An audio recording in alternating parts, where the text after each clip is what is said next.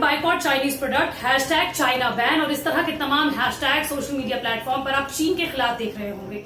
लेकिन अगर मैं आपसे कहूं कि आपके घर में जितने भी इलेक्ट्रॉनिक आइटम हैं, हो सकता है कि उनमें से 80% तक आइटम चाइना के बने हुए हों, तब क्या कहेंगे आप? नमस्कार, मैं हूं आपके साथ श्रेया बहुगुणा और आप देख रहे हैं न्यूज तक। चीन ने भारत के स्मार्टफोन के बाजार में ऐसी पकड़ बना ली है कि आप इसका अंदाजा सिर्फ इस बात से लगा सकते हैं कि 2019 में जहां चीन भारत के बाजार में 71% तक की भागीदारी रखता था, अब 2020 के सिर्फ 3 महीनों में यानी कि जनवरी, फरवरी और मार्च में 81% तक बाजार पर चीन ने कब्जा कर लिया है। और ये कब्जा सिर्फ फोन तक सीमित नहीं है, बल्कि TV, smart watch, fitness watch, laptop भी इसमें शामिल है।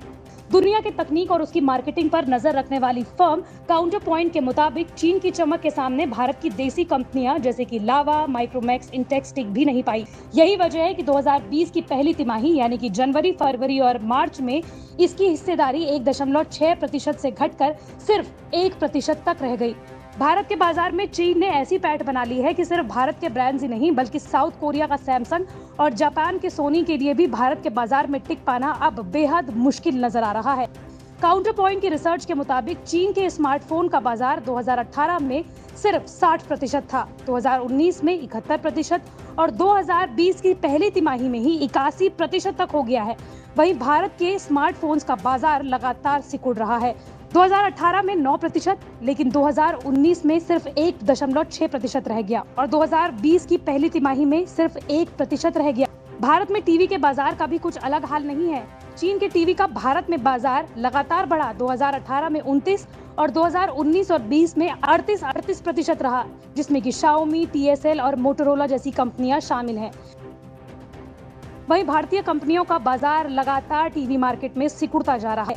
2018 में 6% था, 2019 में लगा कि ये बढ़ रहा है और 9% हुआ, लेकिन अब 2020 की पहली तिमाही में ये घटकर 8.5% रह गया है, जिसमें BPL, इंटेक्स जैसी कंपनियां शामिल हैं। जहां हर जगह चीन के सामान के बहिष्कार के बारे में बात चल रही है, वहीं शाओमी के प्रवक्ता का कहना है कि लॉकडाउन के समय में बिक्री में और तेज उछाल आया है, जो धीरे धीरे लगातार बढ़ता जा रहा है।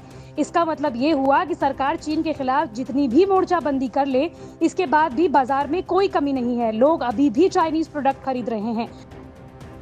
वहीं IDC के प्रमुख ने भी ये चेताया है कि बिना किसी प्लान के अगर चाइना के सामानों को बाइकॉट किया गया तो कंज्यूमर्स के साथ साथ 11 लाख लोगों की रोजी रोटी पर भारी असर पड़ेगा।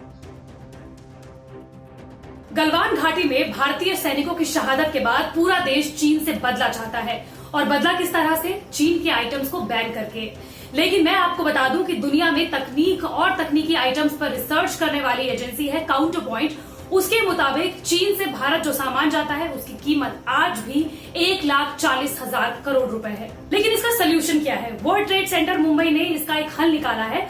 उनके मुताबिक जो सामान भारत में फिलहाल नहीं बन रहा है, जरूरी नहीं है कि उसे चीन से ही मंगाया जाए।